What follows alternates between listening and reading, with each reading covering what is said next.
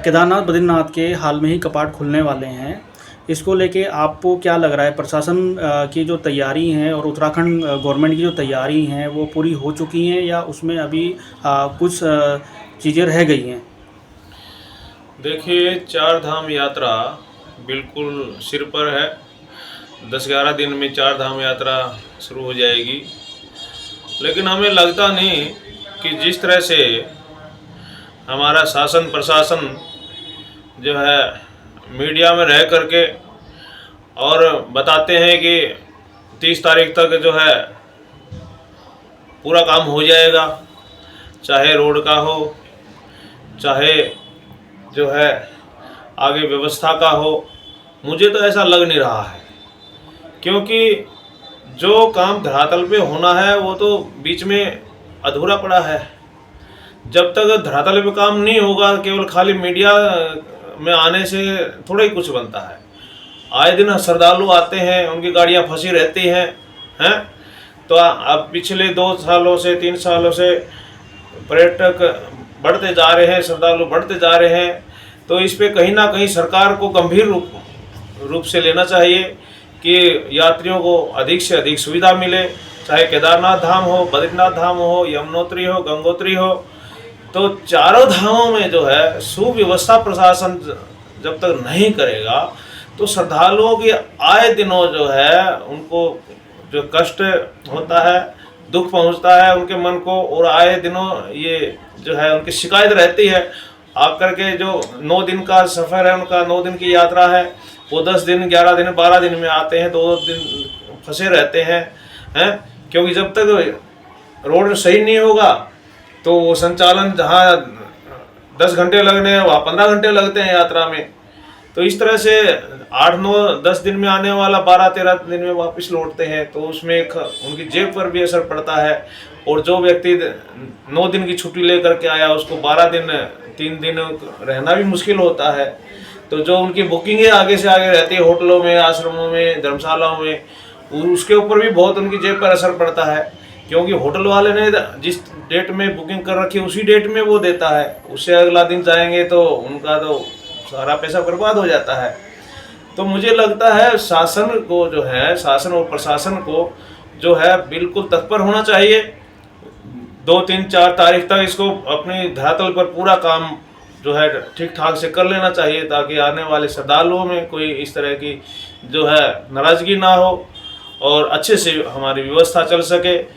और ये पूरा जो है हरिद्वार से लेकर के पूरा जो उत्तराखंड है इस यात्रा के ऊपर ही निर्भर करता है। तो ये तो बहुत गंभीर विषय है, इसलिए मैं एक बार फिर शासन प्रशासन को कहना चाहूँगा कि इस काम को जल्दी से जल्दी पूरा किया जाए। तो हमें भी खुशी होगी, श्रद्धालुओं को भी हम दिल ठोक करके, छाती ठोक करके कह सकेंगे भाई व्यवस्था बहुत बढ़िया की है हमीर जी ने, तो आप जल्दी आइए। तो अब क्या बोले हम, जब पूछते हैं आए दिन श्रद्धालु क्वेश्चन करते रहते हैं तो क्या बताएं उनको, बताइए। झूठ तो चलता नहीं है, 2 दिन चलेगा 4 दिन चलेगा तो व्यक्ति आएगा तो झूठ थोड़े चलता है, वो तो सामने दिखता है। स्वामी जी, कई लोग जो यात्रा करने यहाँ बाहर से आते हैं तो बाहर से ही बुकिंग कराते हैं हवाई जहाज़ की और होटलों की, जिसमें वो धोखाधड़ी के शिकार भी हो जाते हैं। तो उसमें आप क्या देखते हैं कि उनको क्या करना चाहिए? इसमें मैं कहना चाहूँगा कि श्रद्धालु जो है होशियार रहें, चुस्त रहें। इसमें जो है भले ही वो धीरजता से, धैर्य से काम लें। जो सरकार ने हमें नंबर दे रखे हैं, वेबसाइट दे रखी है, उसी पर ही, चाहे हेली सेवा के से हो या रजिस्ट्रेशन हो, उसी पर जो है उन्होंने अपना रजिस्ट्रेशन कराना चाहिए, बुकिंग करानी चाहिए। क्योंकि देखिए आजकल फ्रॉड हर विषय पर ही फ्रॉड चला हुआ है। मोबाइल में कॉल आती है, कुछ कहते हैं 1 दबाइए 2 दबाइए, अगर कोई उसकी बात में आ जाता है तुरंत पैसे कट जाते हैं। तो इस तरह से ये फ्रॉड सिस्टम तो हमारे देश में जब असल तैयार होती है उसके साथ साथ नकल भी तैयार हो जाती है।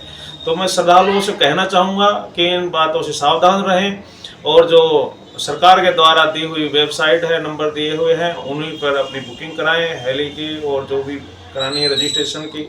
और रजिस्ट्रेशन वाला भी एक गंभीर विषय है। कुछ लोग जो है ऑनलाइन करा लेते हैं, बहुत अच्छी बात है, और मैं तो यही कहना चाहूँगा कि अधिक से अधिक ऑनलाइन कराएं।